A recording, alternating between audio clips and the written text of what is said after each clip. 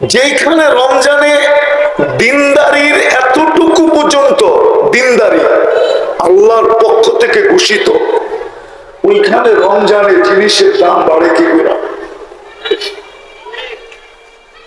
কি করে? আমাকে, আমি তো চিনি এমন দেশ, গরিব আমি চিনি, আমি ওই দেশে 6 বার গেছি, টানা 6 বার। ওই দেশে রমজানে নিত্য প্রয়োজনীয় জিনিস যারা বিক্রি করে ওরা 1 টাকা লাভ হয় না। আমি জিজ্ঞেস করছি, তোমরা না গরিব, 1 রুটি 10 জনে মিলা খাও, তো রমজানে কেন তোমরা লাভ নেও না? তো বলতেছে, দেখ আমরা তো গরিব মানুষ। ও প্রথমে আমাকে বলতেছে, তোমাকে মুফতির সার্টিফিকেট কে দিছে? আমি বললাম, এটার সাথে মুফতির সার্টিফিকেটের সম্পর্ক কি? তুমি কি হাদিসে সহানুভূতি পড়ো না? মুআসাস পড়ো না? সহানুভূতির মাস 11 মাস করতে পারি না, 1 মাস তো করতে পারি। আর দ্বিতীয়, আমরা গরিব মানুষ, তোমাদের মতো ধনীর দেশের লোক না আমরা।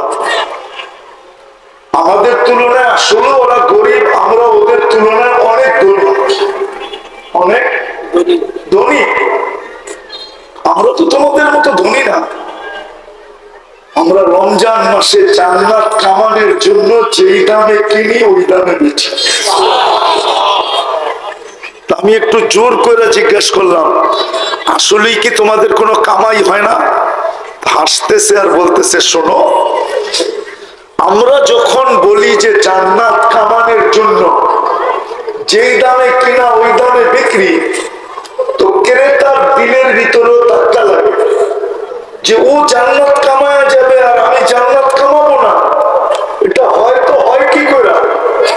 তো ক্রেতা আমাদেরকে লাভ দেয় না, সে বাহির করে হাদিয়া দেয়, লও তোমাকে 10 টাকা 100 টাকা হাদিয়া দিলাম। আমি ওকে জিজ্ঞাসা করলাম, কতটুক মিলে? 1 মাসে লাভ করলে যা মিলত ওর চেয়ে 10 গুণ বেশি মিলে। 10 জান্নাত দোনো দলেরই হইল, রব্বে কাবার কসম। আমি পরেরটা বাদিয়ে দিলাম, আল্লাহ দিনদারি আমাদেরকে দিছিলেন, মুসলমানের ঘরে আমাদেরকে নির্বাচিত করছিলেন, নিজের ইচ্ছায়, নিজের ভালোবাসায়, নিজের কুদরত দ্বারা। আর দিন আমাদের জন্য দিছিলেন যে এই ছোট জীবনটা যেন আমরা সুখে থাকি। রব্বে কাবার কসম, আপনি আমাকে যুক্তি তর্ক দিয়ে বোঝানোর চেষ্টা করলে মনে হয় না আমি মাইনা নিব। দুনিয়াতে দিনদারিতে যতটুকু সুখ আছে, নাইলে আল্লাহ ঘোষণা করতেন না, ইন্নাল্লাহ আস্তাফা লাকুমুদ্দীন, যে আমি তোমাদের জন্য দিনের পরিবেশ নির্ধারিত কোনদিন করার ছিলাম না, এই জন্য করছি যেন তোমরা এই ছোট জীবনটা সুখে থাকো। দিনদারি ছাড়া সুখে থাকা যাবে না। পানি ছাড়া যেরকম মাছ সুখী না, খোলা আকাশ ছাড়া যেরকম পাখি সুখী না, খোলা জঙ্গল ছাড়া যেরকম প্রাণী সুখী না, রব্বে কাবার কসম, মুসলমান যে নিজেকে দাবি করে, চাই সেটা অন্ধকারে দাবি করুক, লোকালয়ে দাবি না কইরা অন্ধকারে দাবি করুক। অন্ধকার বোঝেন কোনটা? যেখানে কাগজে ধর্ম লিখতে হয়, তো ওইখানে চুপে চাপে লেখা দিয়ে আসছে ইসলাম। এতটুকু পর্যন্ত যে লেখে, ওই কথা দিলে বসানো একান্ত জরুরি।